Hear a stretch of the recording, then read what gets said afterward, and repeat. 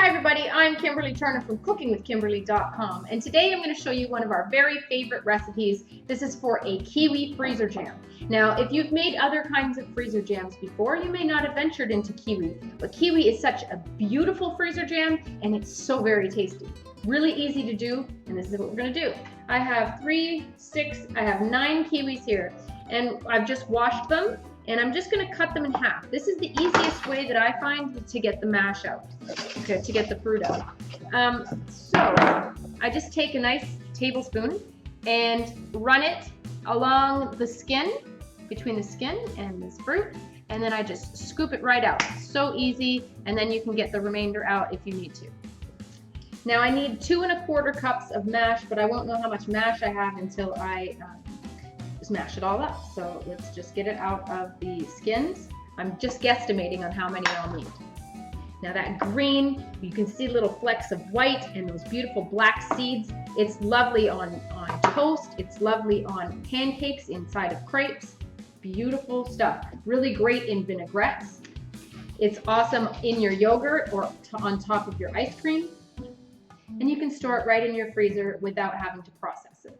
Now, although the skin is edible, and I sometimes eat it when I'm eating my kiwis raw, I don't want it in my jam just because of the texture, and not everyone enjoys eating the skin of kiwi. So you want to make sure that you're using kiwis that are at their prime ripeness. You want to make sure that they're nice and sweet, they're nice and soft, and it's something that you would find really, really delicious to eat at that time. So I'm just going to mash this up just to see how much mash I already have, and I can measure it. Oh, it already looks so good. I love kiwi jam, Mom. Look at that. I like it a lot. It's very tasty. And the funny thing is that Servo packages will tell you how much anything like kiwi jam. No, I don't think many people make kiwi jam, and it's really one of our favorites. We did it just on a whim one day, You just made it up. and boy, did it ever turn out beautifully. And ever since, we've been making it every year. Mom's just getting our jars prepared to sterilize. I am doing all the fruits. So I'm definitely going to need all of these. And even if it's just shy, it's fine. You just don't want to have too much and not use enough pectin, right? You want to, if you're just slightly under, you'll be all right. Okay, so I'm going to measure what my grand total is here. Every little bit helps. Okay, so I have 2 cups of mash. Isn't it beautiful? Look at that beautiful green with the black and the white. And now I'm just going to add a little bit of water to make the 2 1/4 cups. And that should do it. Back into my big bowl, because now I need to mix a whole bunch of sugar and get this pectin going. Okay, so for this batch I need 5 1/4 cups of sugar.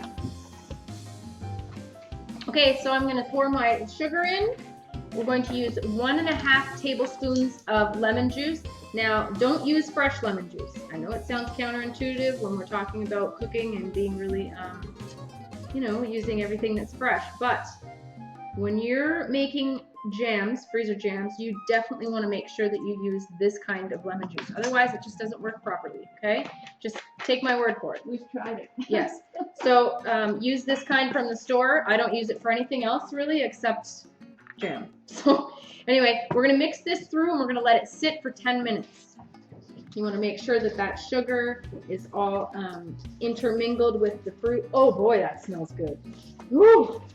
Oh, you smell it? Beautiful too. It is. Kiwis. We could have a bath from that. I know, right? It is lovely. Oh, it smells so good. Oh, I want to have a bath in there. Woo, that's nice. I'll let you look at it. So now the kiwi color is so much lighter in color because of the sugars. Okay, nice, right? Beautiful. All right, so 10 minutes on my dial. And in the meantime, I'm going to get a small saucepan prepared with some water. We need to get our pectin ready. So I believe I need 3/4 cup of water. Now, when you purchase pectin, you can purchase it in liquid form or crystal form. And we prefer the crystal form, okay, the dry form. So I'm going to use 3/4 cup of water as per my instructions in the box, and you want to follow those instructions. And you're going to use cold water because you want to dissolve this first into the water. If you put it right into hot water, it just turns into big clumps and it's not what you want. So into cold water with your pectin, and you're going to stir it up until it's dissolved, making sure there's no chunks. If you need to use a whisk, go ahead and do so. Now this is what's going to make your kiwi mash into actual jam. It's going to make it nice and thick. Okay. So in a few minutes, I'm going to put this on my stove top to bring it to a full boil. And as soon as I bring it to a full boil, I'm ready to put it in my fruit mash. But you want to make sure that this fruit mash sits around for a good 10 minutes, just macerating in there, before you put the pectin in. So I'm going to wait just a couple minutes before I throw it on that stove top because it's only maybe a cup's worth of liquid here, and it won't take very long to boil on your stove. It's really good, isn't it? Delicious. Okay, so my pectin is prepared. It's come to a full boil. I'm just making sure nothing's sticking to the bottom. I want to make sure I have the full packet in here. And Mom's stirring it in for me. And this is going to congeal pretty quickly, actually. And you've left a few little chunks in there. That's what I love, the little pieces of, yes. of the kiwi, and then you can do the rest. Well, I didn't even pay attention. When I mash it, because I like the big chunks in there. It doesn't bother me one bit. Now our jars are sterilized. We have a nice towel on our countertop just to keep everything clean. And we have a beautiful funnel that works for, canning. You want to put that in the mouth of the jar and it just keeps things neater. Our lids and rims have been sterilized in boiling water. This has been macerating for more than 10 minutes and now the pectin's in and we're ready to start jarring it up. We have to stir it for about 3 minutes before we take it out to put it in the jar. So 3 minutes of stirring. I just don't know how beautiful this smells. Oh. And the color, it's just so gorgeous. I think it's my favorite jam that we use in crepes. Really? Yep, that's my favorite. Well, we can just about every kind of jam. Last year we even did California grape jam. We did California grape jam. We even did rhubarb jelly. Yes. We've done all kinds of stuff. We just like fruit. Yeah, well, we love toast and things like that. And we drink on our Svibop. Yeah. Make sure you check out. I love jam on my yogurt. I mentioned that. Make sure you check out our recipe for how to make German. I think it's German Zwieback. It'll be on the bottom of the screen, whatever it is. Mennonite buns. Yep, Mennonite buns maybe. And that's what we like to put our jam on the most. Got about another minute and a half. Well, I'm gonna try it. I thought it was good before. Oh my God, that is awesome. So good. So good. Okay, we're ready. Do I get to clean the bowl later? You can do whatever you like, and this is for you. Yeah. Okay, so we're just gonna ladle it in. We want to have at least a half an inch of headspace, Mom. Yes. And it's as easy as that. Because it expands a little bit when it freezes. I bet you didn't know it was that easy to make freezer jam. Or you probably would have been doing it for forever. So fast. So there's a beautiful jar of the jam already prepared. We're just gonna leave that there for a minute. Mom's gonna put the lids on while I funnel it up. I've sterilized these lids. So everything is totally clean. No bacteria. Have a tablespoon ready just in case you fill it a tiny bit too much. Take a little bit out. Yeah, I'm just going to get a paper towel to wipe the rims off in case we have a little bit of jam accumulated there. So make sure the mouths of the jars are clean before you put those lids on.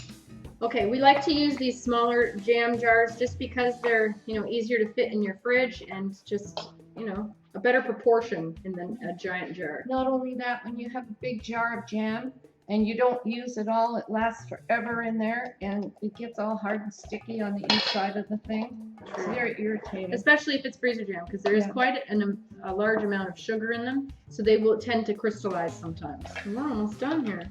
Ooh, awesome. Oh man, that is good jam. If you haven't thought of doing kiwi jam, boy, you will be excited when you taste this. Home stretch. And the last little jar with a little bit in it always goes in our refrigerator first.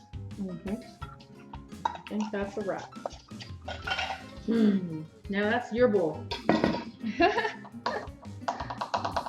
This bowl's for you. All right, well, out of 9 kiwis, we got 7 beautiful little jars of jam. Now, yeah? Look at that. Aren't they beautiful? They're so lovely. This one goes in the fridge. So we have some other jars left. We're going to do some other jams today. Make sure you check out our other freezer jam recipes. That's the kind of jam we like to make. The freezer jam tastes the nicest to me. Me too. It's my favorite. You get the flavor of the true fruit. You don't get all that, I don't know, when it cooks, it just changes the taste of it. It does. This tastes like fresh strawberries, fresh blueberries, fresh kiwi. Like you just cut one open and started munching on it. Well, it the just other holds its flavor. Yeah, the other jam that you would make, you would have to cook first, and then you would also process it on top of that. So it's like it's double cooked. And yeah, this definitely keeps the integrity of the fresh fruit, for sure. And then it's more work too. Not only do you have to cook it and do all the sterilizing of the jars and everything, then you have to put the para wax on it, and melt the wax and pour it on the top. You have to do that too? Yeah. Otherwise, if you put it in your pantry, it'll start molding around the top as fresh fruit. So that's how you make it. Thanks, Mom, for your help. Look at that beautiful jam. I can't wait to eat this. And it's ready to go. Like, you can eat it now, and then the rest of it can go in your freezer. So make sure you save some room in your freezer. We have, I think, our whole entire freezer at the bottom. A big giant one is full of jams all at the bottom. And that'll last us till next summer. Yes, I like to leave them standing out for at least 12 hours, and then put them in the freezer. Just because some of that sugar that hasn't dissolved will have a chance to do that. Otherwise, you might have a little layer of sugar somewhere. I don't like that. So in the morning, these will go in the freezer. But I can't wait to eat these very soon. Me too.